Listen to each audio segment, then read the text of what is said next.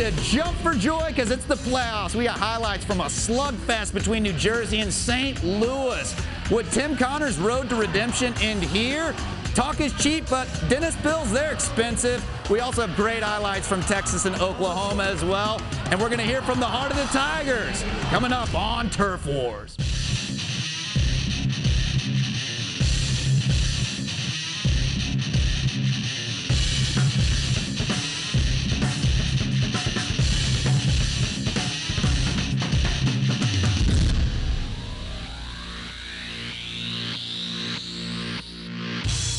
Welcome to Turf Wars. Chad Range alongside Ron Schulman out of the New Jersey Tigers training camp. Coach, thank you for joining us. Well, it's good to be here, and I'm looking forward to the playoffs. Playoffs are always a good time. We're going to be talking about the Texas Dragons taking on the Oklahoma Destroyers. But first, we want to talk about the St. Louis Enforcers against your team, the New Jersey Tigers. And a lot of trash talking has been swirling around this one. Yeah, as a coach, you're always looking for ways to motivate your team.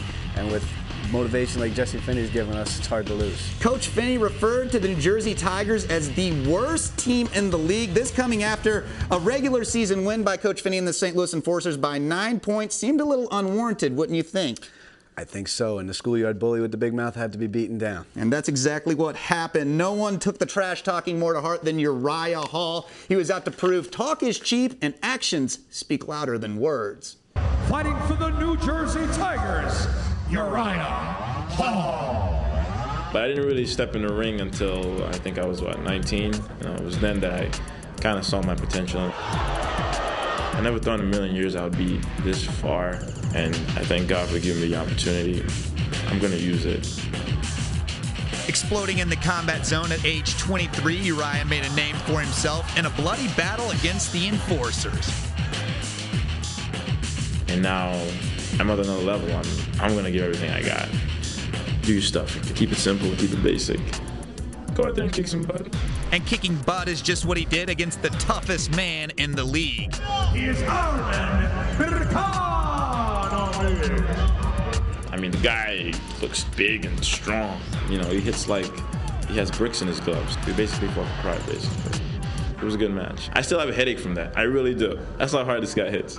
The Eastern Conference playoffs are next for the Tigers, where they will once again face the trash-talking head coach Jesse Finney and his Enforcers. Tigers going back to pumping gas in Jersey. I knew he was talking trash. You can talk smack all you want, but I'd rather him talk smack and then we win and then it's like, what were you saying? Bam! We're in St. Louis, so I know we're going to get like a big boo.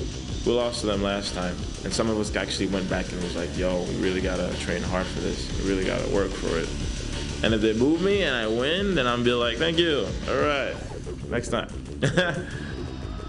Uriah Hall seems like a man on a mission, to say the least. Oh, yeah. I mean, he could do it all. He can jump, he spins, he does it all. And, I mean, it's fun to watch him, but it's not fun to be in the ring with him. Absolutely, and that makes a perfect segue to Uriah Hall taking on Dusty Miller. Dusty Miller would get a good look at all the jumping, the spinning, and the kicking as Uriah Hall lands a spinning back kick right there. Miller would press on, however. Later, he would walk into a right hand that would result in an 8 count. From there, all Uriah Hall big combos leading up to a big right kick.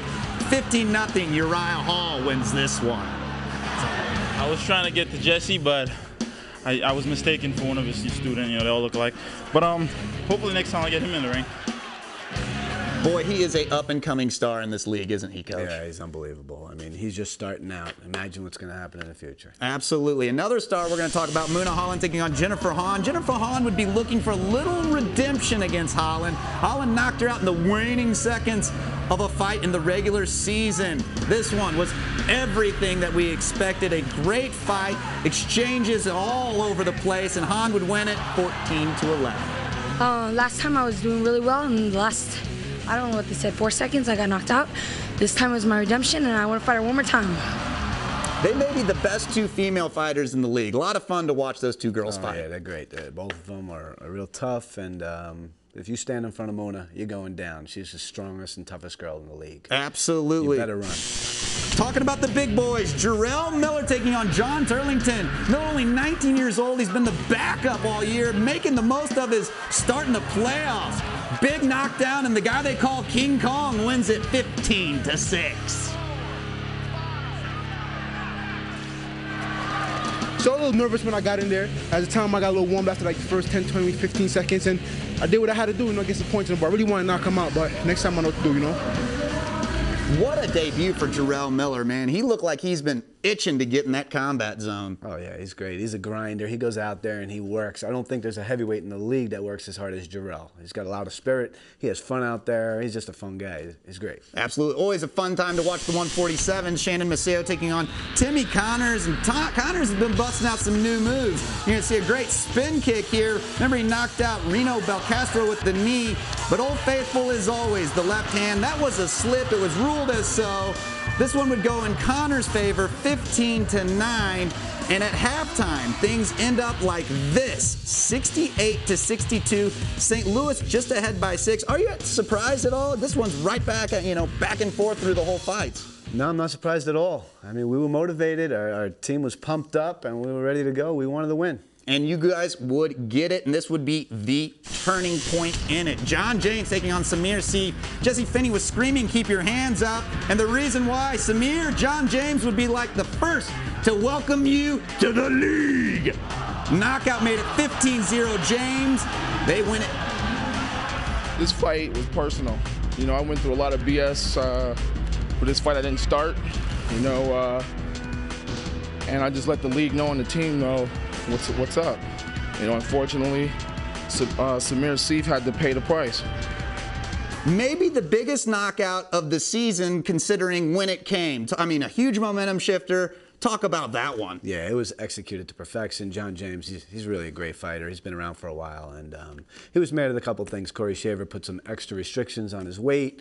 We didn't start him, but I had to make that decision as coach, and sometimes you got to do that and do it for the team. It would all come down to the final fight of the night. David Gonzalez taking on John Grubel instead of Tim Connors. Grubel would do his best to deliver, and he would come out and put it on David Gonzalez, landing some pretty clean blows. However, not able to get him to go down. A little bit of a controversy. David Gonzalez, did he spit his mouthpiece out? Grubel, he thinks so. Gonzalez might lose the battle, but they win the war. The final in this one, 15-9, Grubel wins it, but the final score, 133-131, New Jersey wins it. And the best thing about the whole thing is that we beat a man that's been trash-talking us all season, telling us we're the worst team in the league. But now he got beaten by the worst team in the league. How does it feel? How does it feel? How does it feel? I told him yesterday, I knew what kind of guys we had on the team.